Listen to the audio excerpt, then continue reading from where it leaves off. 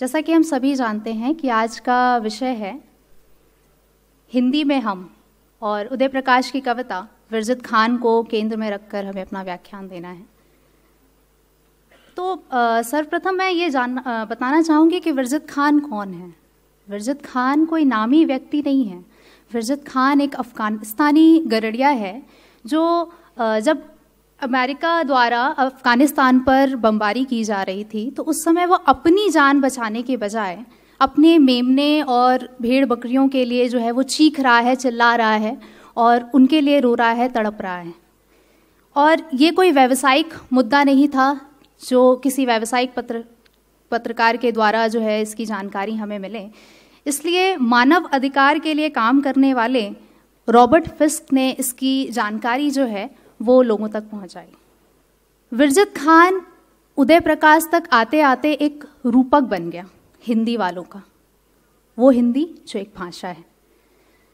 उनकी पंक्ति, कविता की पंक्ति जो है वो पहली पंक्ति ही शुरू होती है हिंदी में हम। उन्होंने हिंदी में मैं नहीं कहा है, हिंदी में हम, जैसे विरजित खान कंधार के मैदान में, अपनी ही भाषा के भूगोल में विरजित खान। यहाँ पर कवि की केवल अपनी अनुभूति नहीं है, वो हिंदी में हम कह रहे हैं यहाँ, यानी कि वो तमाम साहित्यकार, कलाकार को जोड़ते हुए, हिंदी के जितने साहित्यकार हैं या हिंदी में जितने कलाकार हैं, कला हैं, उन सब के बारे में वो चर्चा करते हुए वो कहते हैं। और उदय प्रकाश के इस कविता को पढ़ते पढ़ते हम देखें कि कविता यात्रा करते करते आते हुए बताती है कि हिंदी में जो व्यक्ति है वो विरजित खान से वर्जित खान बन जाता है, जैसा कि अभी अनु भैया ने बताया। अभी उनकी अगली पंक्ति है, मेमनों और भेड़ों के शवों के बीच चीखता है विरजित खान, जैसे चीखते हैं हम अपनी भाषा के भीतर। ये कविता, इस कविता की जो है वो कई सारे आयाम हैं। और इस कविता और कवि के ऊपर चर्चा करने से पहले मैं हिंदी के इतिहास में जाना चाहूँगी। मैं उस जर्नी में आपको ले जाना चाहूँगी और सर्वप्रथम मैं भक्तिकाल के तुलसीदास के पास जाना चाहूँगी कि तुलसीदास के निजी जीवन में बहुत सारे संघर्ष रहे हैं। जन्म के उपरांत ही माता पिता का त्याग और किस तरीके से उनका पालन पोषण हुआ। और जिस तुलसीदास की कृति रामचरितमानस आज घर घर में पूजनीय है, जिस तुलसीदास, महाकवि तुलसीदास को आज हम इतने सम्मान के साथ देखते हैं, उनकी जयंती मनाते हैं और स्वीकार करते हैं, क्या उनके जीते जी उन्हें वो सम्मान मिला? वो आजीवन संघर्ष करते रहे। वो तुलसीदास जो आज महाकवि तुलसीदास हैं, जिनका नाम हम हिंदी के विद्यार्थी बहुत सम्मान के साथ लेते हैं, एक समय में उन्हें काशी में लोगों ने पीटा है, उन्हें गालियां दी हैं, उनकी जाति पर प्रश्न उठे हैं। आखिर क्यों उन्हें कहना पड़ा, धूत कहो अवधूत कहो, राजपूत कहो जो ला कहो को, काहू की बेटी से बेटा न व्याहब, काहू की जाति बिगाड़ न सो, तुलसी सर नाम गुलाम है राम को, जाकु रुचे सो कहो कुछ हो, मांग के खैबो मसीत में सोइबो, लेबो कुन एगो देबो न को। अगर हम देखें भक्ति काल में कबीर हैं, मीरा हैं, जिनका जीवन ऐसे ही संघर्ष पर भरा रहा है।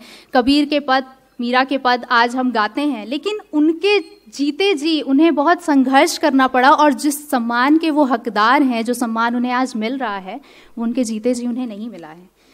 अगर उससे आगे मैं बढ़ूं तो देवकीनंदन खत्री, हिंदी को हिंदी के रूप में स्थापित करने वाले देवकीनंदन खत्री, जिनके बहुत चर्चित उपन्यास चंद्रकांता के लिए अहिंदी भाषा भाषियों ने हिंदी पढ़ना सीखी, जिन्होंने हिंदी को हिंदी के रूप में स्थापित किया, वो देवकीनंदन खत्री आज लुप्त हो गए हैं। आज बहुत कम लोग उनको जो है वो जानते हैं। या उसी तरीके से अगर हम देखें महावीर प्रसाद द्विवेदी को, तो हिंदी को एक परिनिष्ठित व्याकरणनिष्ठ रूप में प्रतिष्ठित करने वाले, सरस्वती पत्रिका के माध्यम से कविताओं, कहानियों में संशोधन करना और उन पे कई सारे आरोप लगे, उनके पांडित्य पे जो है वो प्रश्न उठे और उनको एक रूढ़िवादी साहित्यकार मान लिया गया और उनकी पहचान कहीं ना कहीं सरस्वती तक सीमित रह गई। अगर आगे जाकर प्रेमचंद निराला जैसे साहित्यकारों ने महावीर प्रसाद द्विवेदी के योगदान की चर्चा ना की होती तो शायद उनका जो व्यक्तित्व है वो वहीं तक जो है वो सीमित रह जाता। और दुखी जीवन की कथा रही, क्या कहूँ आज जो नहीं कही, कहने वाले कवि निराला, वो इतने बड़े कवि, उनके साथ भी कुछ इसी तरीके की स्थिति जो है वो रही है कि उनके खिलाफ जो है वो षड्यंत्र किए जाते थे, आंदोलन किए जाते थे, उनकी कविताओं को जो है वो पत्रिकाओं में लोग छापने से मना कर देते थे। इसीलिए उन्होंने मतवाला जो 1923 में कलकत्ता से निकली थी, उसके कवर पेज की भूमिका में उन्होंने लिखा था, उमिये गरल शशिकर रविकर राग विराग भरा प्याला, पीते हैं जो साधक उनका प्यारा है मतवाला। तो साहित्य का जहर, साहित्य का विष पीकर जो है वो समाज का जो विष है उसे पीकर निराला ने जो है वो हमें अमृत दिया है। और उनके जीवन में जितने दुख आए हैं, निजी जीवन में देखें लगातार अपनों की मौत, और उस तरीके से फिर साहित्य में इस तरीके का संघर्ष उन्होंने जो किया है, उसके बावजूद वो उस दुख से आक्रांत नहीं होते हैं। और राम की शक्ति पूजा में जब वो जामवंत से राम को शक्ति की कल्पना करने के लिए कहते हैं, तो वो राम की शक्ति की कल्पना नहीं है, वो उनकी अपनी मौलिक कल्पना है, जहाँ वो अपने लिए शक्ति की वो करते हैं। और वो समाज से कहते हैं कि आप चाहे मुझे कितना भी गिरा लें, मैं हारने वाला नहीं हूँ। और उनकी पंक्ति जो है वो कहीं ना कहीं समाज के लिए एक जवाब है कि अभी ना होगा मेरा अंत, अभी अभी तो आया है मेरे मन में वृदुल वसंत, अभी ना होगा मेरा अंत। और मजे की बात यह है कि निराला की सूक्ष्मता या निराला की बातों को जिन लोगों ने समझा है, मुक्तिबोध की बातों को नहीं समझा गया है। मुक्तिबोध की बातों को ऐसा नहीं है कि समझने वाले लोग नहीं थे, पर उससे ज़्यादा उन पर आरोप लगाने वाले, उनके विरुद्ध षड्यंत्र रचने वाले, उनके विरुद्ध आंदोलन करने वाले लोग अधिक थे। स्थिति ऐसी हो गई थी कि मुक्तिबोध जो है वो किसी से घुलना मिलना उन्होंने बंद कर दिया था। और वो किसी चीज़ को अगर कहीं रखते थे और वो चीज़ वहाँ नहीं मिलती थी, तो उन्हें लगता था कि इसमें भी किसी ने जो है वो षड्यंत्र, मतलब वो बहुत शंकित प्रवृत्ति के कवि हो गए थे। और उन्होंने जो है वो बहुत स्वाभिमानी व्यक्ति थे, वो आर्थिक संकटों से जूझ रहे थे, लेकिन उन्होंने कभी भी अपने स्वाभिमान या साहित्य के साथ जो है वो गलत नहीं होने दिया, वो कहीं झुके नहीं। और उनकी जो इतिहास और संस्कृति जो है वो 1962 में छपने वाली थी, जिस पर जो है वो मध्य प्रकाश सरकार ने जो है वो मध्य प्रदेश की सरकार ने जो है वो प्रतिबंध लगा दिया था, जिसको लेकर वो काफ़ी परेशान हो गए थे। और अगर वो किताब जो है वो छप जाती और उससे अगर उन्हें जितनी रॉयल्टी मिलती तो उनकी आर्थिक क्षति जो है वो पूरी हो सकती थी। तो इस तरीके से हम देखते हैं कि व्यक्तिगत क्षति के साथ साथ मानसिक क्षति भी जो है उन्हें पहुंचाई गई थी। उनके विरुद्ध जो है वो बहुत सारे अफवाह फैलाई गई। उनके लिए जो है लोग कहते थे कि वो दूसरे खेमे से आए हैं, और उनके लिए एक लाइन कही जाती थी, a good man fallen among the फेबियंस।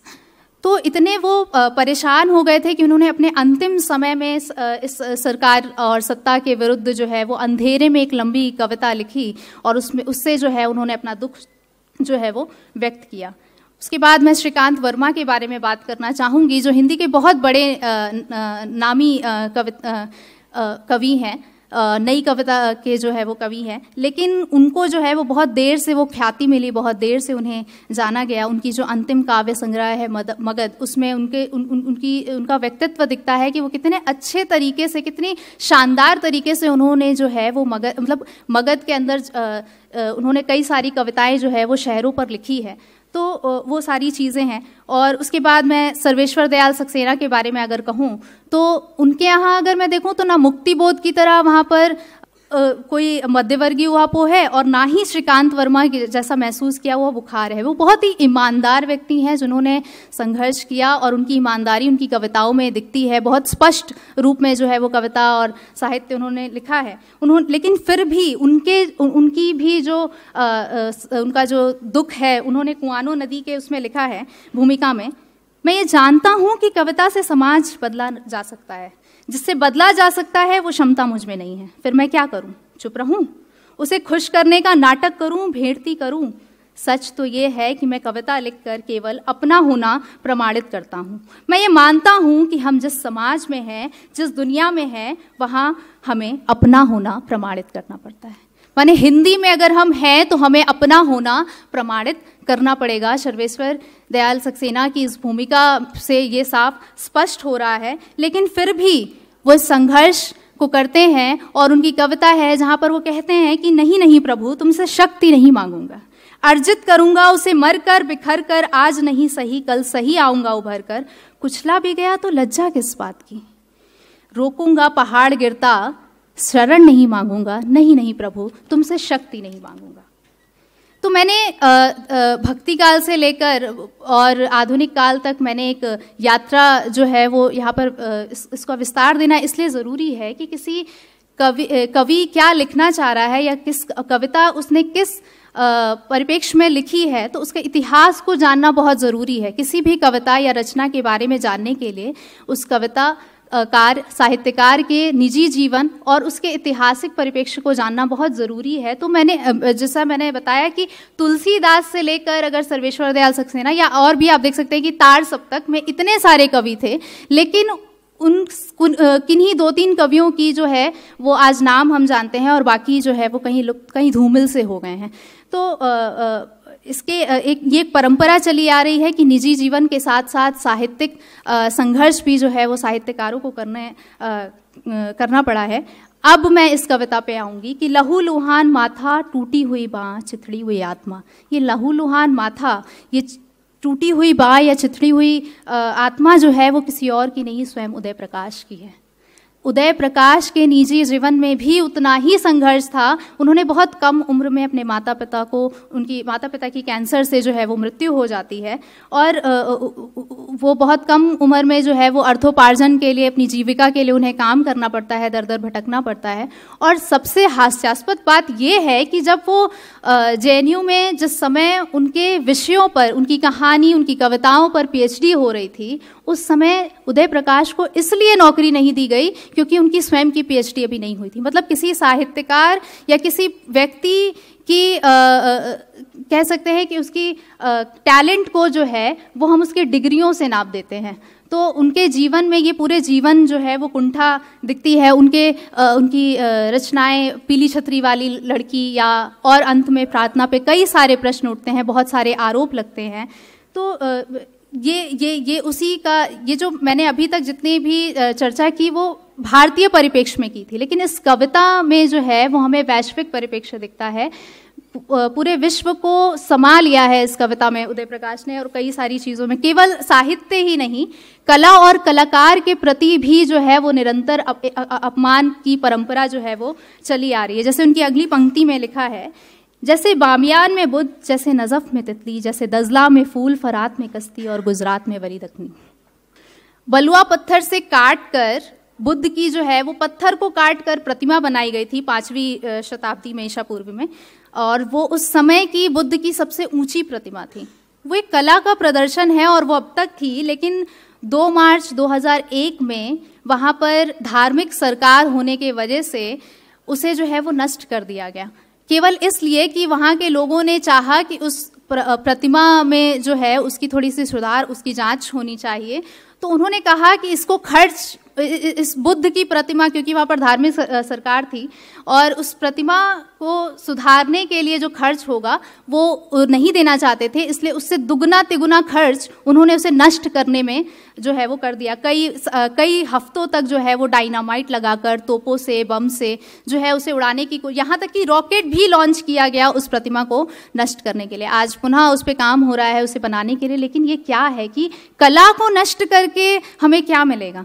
या उनकी जो उन्होंने लिखा है कि 1707 में जो है वो मोहम्मद वली दखनी, जो उर्दू कविता के जनक माने जाते हैं, उनकी भी जो मज़ार है वो गुजरात में बनी थी, और वहाँ 2002 में जो है वो कौमी दंगों के उसमें जो है वो उस मज़ार को जो है वो नष्ट कर दिया जाता है। और वो मज़ार जो है वो कमिश्नर के ऑफिस के बाहर थी, लेकिन आज उस मज़ार का नामो निशान नहीं है। तो यहाँ हम देख सकते हैं कि जहाँ पर धार्मिक सरकार है वहाँ पर भी इस तरीके की स्थिति है, और भारत जैसे लोकतांत्रिक सरकार जहाँ पर है, जहाँ पर ऐसी सत्ता है, वहाँ पर भी वही स्थिति है।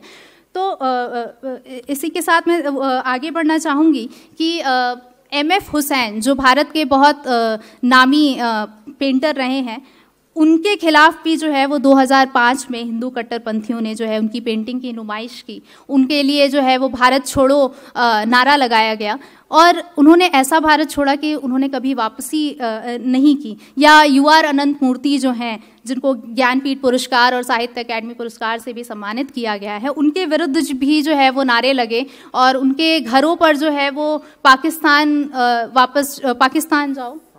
तो इस तरीके की चीज़ें हैं, मैंने जो भारतीय परिप्रेक्ष्य में कहा। और साथ ही साथ मैं अगर बांग्लादेश का उदाहरण दूं कि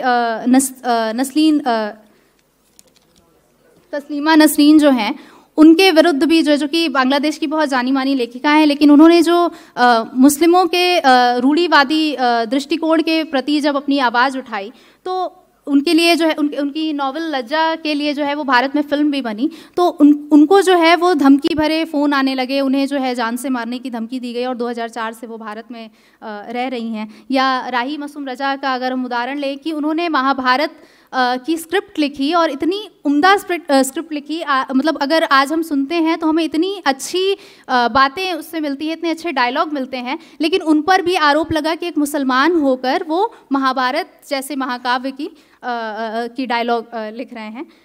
और अंत में मैं ये कहना चाहती हूँ कि लगातार जो है वो कलाकार, साहित्यकार के लिए इस तरीके की स्थिति रही है। उन्हें संघर्ष करना पड़ा है, उन्हें अपमानित किया गया है और जो सम्मान उन्हें उनके समय में मिलना चाहिए, जैसे उदय प्रकाश को भी जिस समय वो सम्मान मिलना चाहिए वो नहीं मिला, बहुत बाद में जाकर मिला। साहित्य अकादमी की संस्था की स्थापना जो है वो 1954 में हुई और उसके बाद से हम देखें तो 39 पुरस्कार जो है वो वापस किए गए हैं और 2000 से 2010 के बीच में लगभग 14 पुरस्कार जो है वो वापस किए गए हैं। तो ऐसी घटनाएं हुई हैं। और अंत में मैं शैलेश मटियानी के पास आऊँगी, जिनको उदय प्रकाश ने अपनी कविता समर्पित की है। तो क्या अंत में शैलेश मटियानी भी विरजित खान नहीं हो गए थे? विरजित खान नहीं, वर्जित खान। क्यों? क्योंकि उनको भी जो ख्याति बहुत पहले मिलनी चाहिए थी वो बहुत बाद में लिखी है। उन्होंने मेरी 33 कहानियाँ जो संग्रह है उसकी भूमिका में लिखा है कि उनके समय के जो युवक थे वो उन्हें इस तरीके से परेशान करते थे, इस तरीके से उनके ऊपर जो है वो आरोप लगते थे। उन्होंने लिखा है कि अरे यार, जितना बारीक कीमा कूटते हो हम तो तब माने जब उतनी ही बारीक कविता लिख कर दिखाओ। क्या ज़माना आ गया है, जुआरी का बेटा बूचड़ और भतीजा पंत और इलाचंद्र की बराबरी करने निकला है। तो इस तरीके के आरोप जो है वो साहित्यकारों पर, कलाकारों पर निरंतर लगे हैं। स्थिति जो है वो बहुत भयावह है। इस कविता के और भी सारे आयाम हैं लेकिन समय कम है, तो मैं अपने वक्तव्य को यहीं ख़त्म करना चाहूँगी और कहना चाहूँगी कि जैसे हम किसी से प्रेम करते हैं तो हम उसे उसी रूप में अपना लेते हैं, उसकी सारी कमियों के साथ। वैसे हिंदी ने भी सभी भाषाओं को ऐसे ही अपनाया है, शब्दों को अपना लिया है, लेकिन सबसे बड़ी कमी क्या है कि हिंदी वालों ने ही हिंदी वालों को नहीं अपनाया है। पहले हमें अपने घर से लड़ना होगा, अपनों से लड़ना होगा, उसके बाद हम बाहरी लड़ाई को जीत सकते हैं। यहाँ पर भी ऐसे बहुत सारे लोग हैं जो हिंदी के लिए निरंतर काम कर रहे हैं लेकिन उन्हें वो सम्मान, वो पद नहीं मिल रहा है। तो ये स्थिति तब तक नहीं सुधरेगी जब तक हम अपने अंदर बदलाव नहीं लाएंगे, जब तक हम इसमें कोई परिवर्तन नहीं लाएंगे। मैं किसी की भावनाओं को ठेस नहीं पहुंचाना चाहती थी, फिर भी अगर मुझसे कोई त्रुटि हुई हो तो मैं क्षमा चाहूँगी। बहुत बहुत धन्यवाद।